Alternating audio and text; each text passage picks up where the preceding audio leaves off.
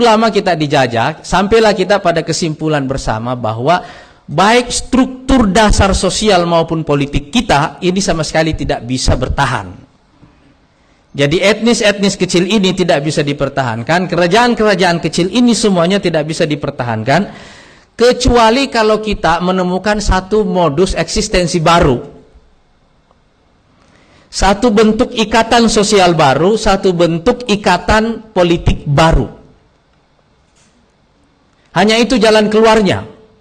Penderitaan ini tidak akan ada ujungnya kecuali kalau kita menyepakati itu dulu.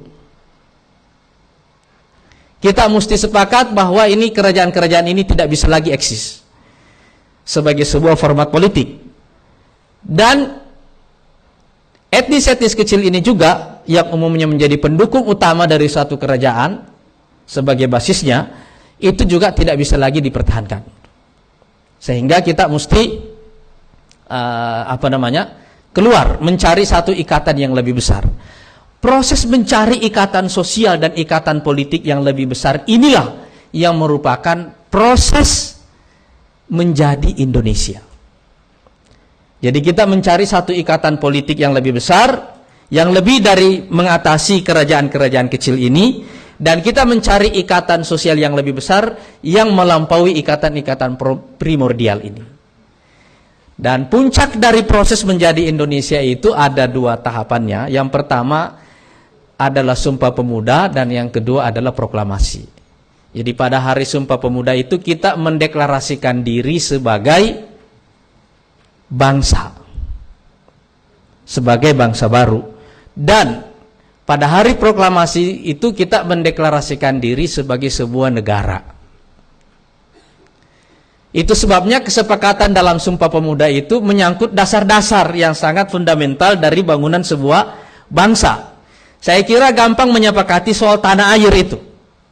Gampang juga menyepakati nama dari bangsa kita Indonesia, karena ini sudah jadi istilah sejak pertengahan abad ke-19. Yang rumit itu adalah menyepakati satu bahasa. Karena kalau saya tidak salah di Indonesia ini ada sekitar 300-an etnis dan 300-an bahasa. Mungkin ada satu pertanyaan besar ketika itu adalah kenapa bukan bahasa Jawa yang jadi bahasa nasional? Kenapa bahasa Melayu yang penggunanya itu minoritas secara etnis?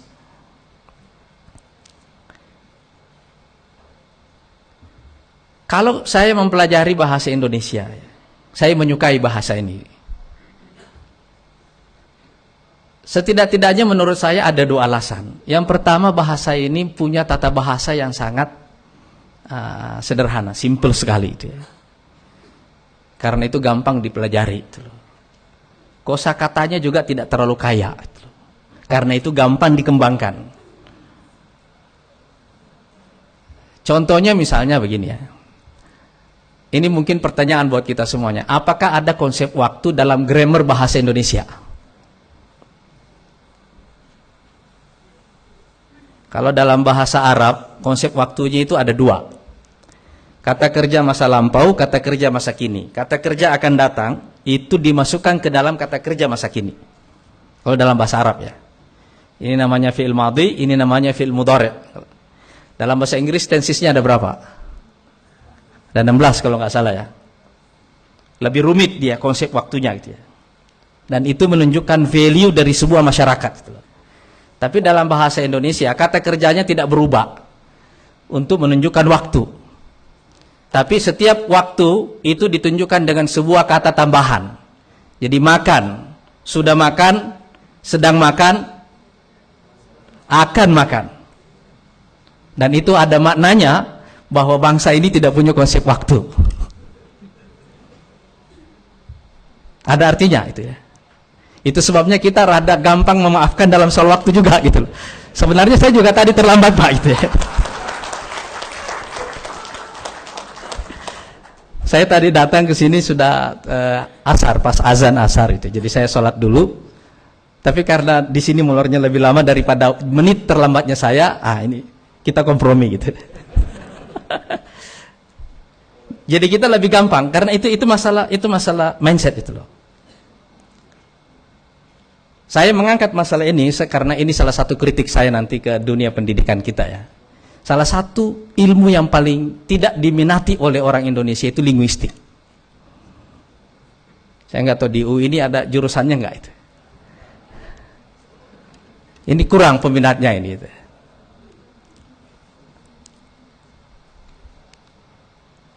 Padahal ini sebenarnya adalah tools dalam proses perekayasaan sosial. Salah satu tools pengetahuan yang sangat penting dalam proses perekayasaan sosial itu ya. Jadi kita memilih bahasa Indonesia karena itu tadi. Makanya orang-orang Indonesia kan karena dia begitu dia menjadi bangsa Indonesia, dia harus menjadi bilingual. Bahasa pertamanya adalah bahasa daerahnya, selanjutnya dia belajar bahasa Indonesia gitu. Saya sendiri baru bisa bahasa Indonesia dengan baik itu karena orang tua saya merantau ke Ambon. Dari Makassar kita ke Ambon, di Ambon lah kita belajar bahasa Melayu gitu. Jadi setiap orang Indonesia itu punya dua bahasa ini. Dan itu juga berarti bahwa orang Indonesia itu termasuk bangsa yang paling gampang belajar bahasa asing. Karena kita sejak awal itu sudah bilingual sejak kita kecil ya, sudah langsung. Yang kedua, bahasa Indonesia itu di luar dari fakta bahwa strukturnya sederhana, bahasa ini juga adalah bahasa yang mengandung budaya egalitarianisme di dalam dirinya. Tidak ada hierarki dalam bahasa ini. Saya kira ini yang membedakannya dengan bahasa Jawa misalnya gitu ya. Kalau ditanya detailnya gimana hierarki bahasa Jawa, saya juga tidak tahu gitu. Tapi ini menurut cerita teman-teman Jawa, saya tanya perbedaannya apa. Ini salah satunya. Hierarki dalam bahasa Melayu itu hampir tidak ada. Jadi dulu misalnya untuk menumbuhkan semangat kebersamaan bahwa kita senasib sepenanggungan, sama rasa sama rata, Soekarno dipanggil Bung dulu. Itu adalah istilah yang mengandung makna itu.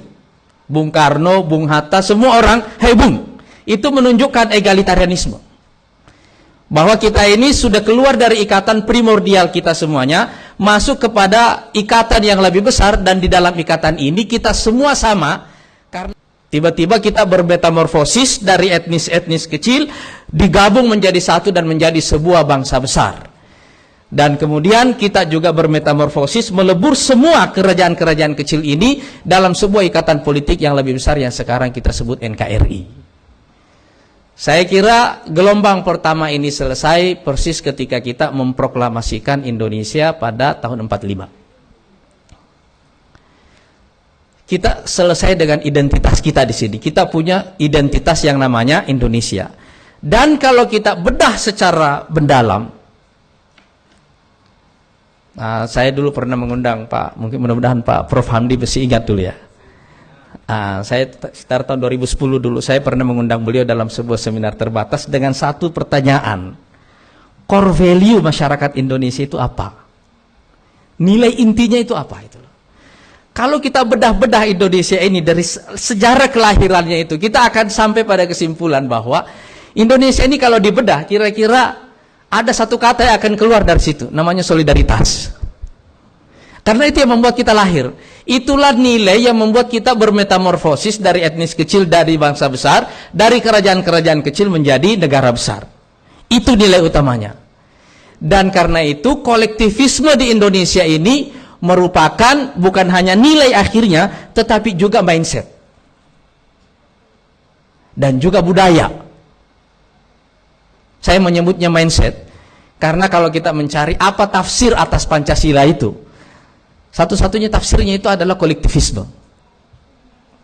Jadi saya menyetujui apa yang dikatakan oleh Kahin tentang Pancasila ini, bahwa ini pada dasarnya adalah gabungan dari semua ideologi yang ada di Indonesia ketika itu. Agama, humanisme, nasionalisme, demokrasi, sosialisme, digabung semuanya jadi satu. Kolektivisme. Dan kalau kita cari dalam sejarah biografinya Bung Karno, bagaimana dia memikirkan tentang Pancasila ini, tentang dasar negara yang akan kita bangun di kemudian hari, yang beliau pikirkan menurut penuturan beliau sejak 16 tahun sebelum kita merdeka. Memang dasarnya adalah, dan ini mindset Soekarno dari awal, Ini yang akan mempertemukan kita sebagai bangsa yang bermetamorfosis dari background itu tadi. Kolektivisme itu tadi. Tapi asas dari kolektivisme kita itu berbeda dengan misalnya, dan ini nanti yang menjelaskan mengapa sosialisme susah tumbuh di Indonesia. Karena backgroundnya bukan pertentangan kelas. Backgroundnya adalah penderitaan bersama. Itu. Backgroundnya itu. Jadi tidak ada pertentangan kelas di Indonesia ini gitu ya. Tetapi kita punya persoalan bersama dari masa lalu yang terlalu lama. Nah, cuma ketika Bung Karno merumuskan Pancasila ini, yang dirumuskannya itu adalah bagaimana menggabung semua nilai-nilai inti dari setiap ideologi besar yang ada di Indonesia dalam satu platform bersama sebagai sebuah bangsa yang bisa kita jadikan sebagai dasar negara. Itulah Pancasila itu. Jadi nilai dasarnya adalah solidaritas atau yang biasa kita sebut gotong royong, dan cara berpikirnya adalah collective mind. Orang mindsetnya itu, dan budayanya yang misalnya simbol-simbolnya itu juga memang budaya kolektif seperti itu. Contoh pakaiannya misalnya batik ya. Saya selalu memperhatikan batik ini dia. Kalau kita lihat batik ini adalah kerumitan yang disederhanakan secara harmoni.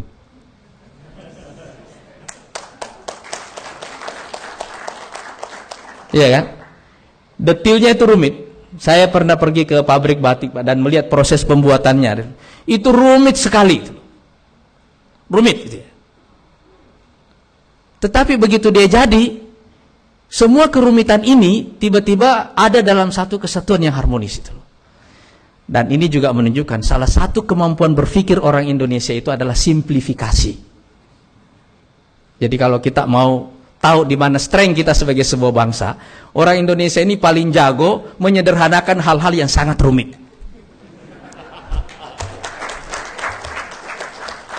Mana ada pernah presiden di seluruh dunia yang bisa mengatakan begini, gitu aja kok repot gitu. Tapi itu contoh soal. Makanan kita yang paling terkenal apa? Gado-gado. Yang kita sebut juga, kalau kita mempromosikan makanan Indonesia kan banyak ya. Tapi kira-kira yang paling dikenal di semua ini, gado-gado ini tidak bisa diklaim sebagai makanan etnis gitu kan. Nggak ada. Ini makanan kita semuanya aja. Tapi kalau nasi Padang kan ada dasar etnisnya gitu kan. Coto Makassar ada background etnisnya, tapi gado-gado itu kultur, itu ikon-ikon budaya kita. Batik, gado-gado, ideologinya Pancasila, backgroundnya. Perhatikan, ini semuanya adalah ada dalam satu kesatuan. Itulah yang saya sebut dengan proses menjadi Indonesia. Nah, setelah kita punya identitas, kita punya tantangan baru, Pak. Tantangan baru ini adalah bagaimana mengisi identitas ini.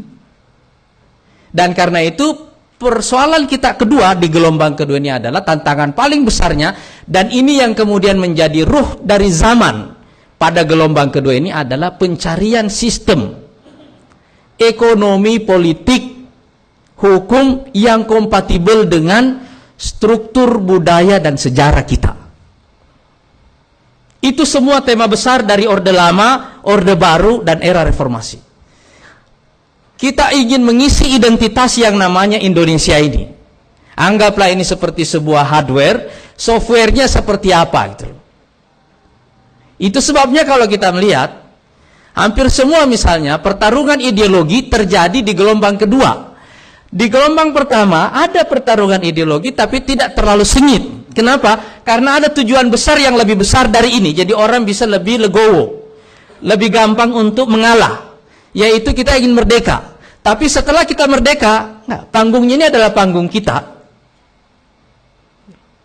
Dan karena itu, itulah waktu terjadi pertentangan yang sangat sengit pada waktu itu. Jadi misalnya, mengapa kita memilih demokrasi liberal pada 10 tahun pertama dari era Orde Lama misalnya? Menurut saya, itu memang adalah satu keniscayaan. Negara baru ini belum punya isi. Yang baru dibuat oleh Bung Karno, ini kan Pancasila, itu baru di awal kan. Baru ini masih mentah semua, belum mendapatkan tafsir. Begitu kita ingin masuk ke detailnya, kita punya persoalan di situ. Jadi kalau kita misalnya melihat pertentangan ideologi yang terjadi di panitia persiapan dibanding dengan di konstituante, itu jauh lebih sengit di konstituante ketimbang yang di panitia persiapan kemerdekaan itu. Karena ini roh zamannya itu. Saya kira saya tidak perlu menjelaskan detail tentang proses-proses